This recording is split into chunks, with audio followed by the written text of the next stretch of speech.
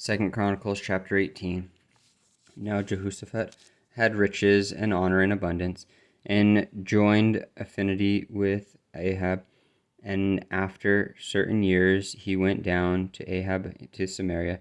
And Ahab killed sheep and oxen for him in abundance, and for the people that he had with him, and persuaded him to go up with him to Ramoth Gilead. And Ahab king of Israel said unto Jehoshaphat king of Judah, Wilt thou go with me to Ramoth Gilead? And he answered him, I am as thou art, and my people as thy people, and we will be with thee in the war. And Jehoshaphat said unto the king of Israel, Inquire, I pray thee, at the word of the Lord today. Therefore the king of Israel gathered together the prophets, 400 men, and said unto them, Shall we go to Ramoth Gilead to battle, or shall I forbear? And they said, Go up, for God will deliver it into the king's hand. And Jehoshaphat said, Is there not here a prophet of the Lord besides, that we might inquire of him?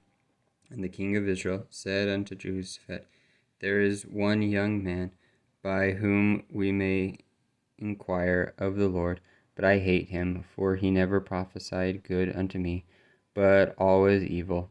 And the same is Micaiah, the son of Imlah.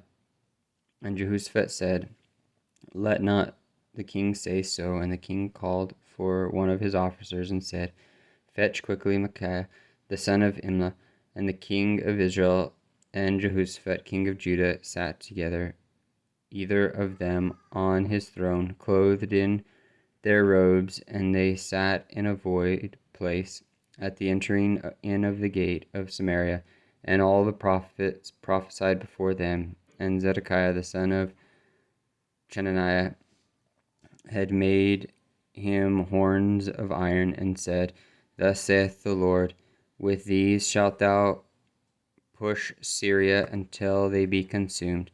And all the prophets prophesied so, saying, Go up to Ramoth Gilead and prosper, for the Lord shall deliver it into the hand of the king. And the messenger that went to call Micah spake to him, saying, Behold, the words of the prophets declare good to the king. With one assent, let thy word, therefore, I pray thee, be like one of theirs, and speak thou good. And Micaiah said, As the Lord liveth, even what my God saith, that will I speak. And when he was come to the king said unto him, Micaiah, shall we go to Ramoth Gilead to battle, or shall I forbear? And he said, Go ye up and prosper, and they shall be delivered into your hand. And the king said to him, How many times shall I adjure thee, that thou say nothing but the truth to me in the name of the Lord? Then he said, I did see all Israel scattered upon the mountains, as sheep that have no shepherd. And the Lord said, These have no master. Let them return therefore every man to his house in peace. And the king of Israel said to Jehoshaphat, Did I not tell thee that he would not prophesy good unto me, but evil? Again he said, Therefore hear the word of the Lord. I saw the Lord sitting upon his throne, and all the hosts of heaven standing on the right hand and on his left. And the Lord said, Who shall entice Ahab king of Israel, that he may go up and fall at Ramoth Gilead? And one spake, saying after this manner, and another spake, saying after that manner. Then there came out a spirit, and stood before the Lord, and said, I will entice him. And the Lord said unto him, Wherewith? And he said, I will go out and be a lying spirit in the mouth of all his prophets.